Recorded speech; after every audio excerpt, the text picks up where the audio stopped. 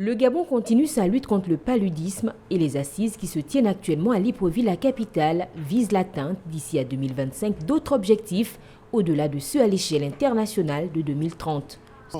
Les objectifs visent à se lier à ceux de la stratégie technique mondiale qui est celle de l'élimination en 2030 et en 2025.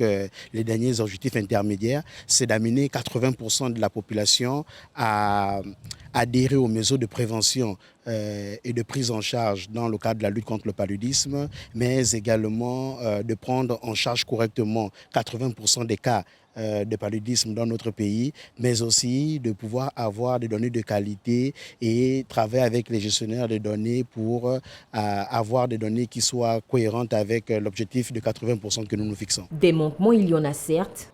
L'un des principaux hiatus que nous avons trouvé dans le plan qui vient de s'écouler, c'est qu'il manque énormément de moyens.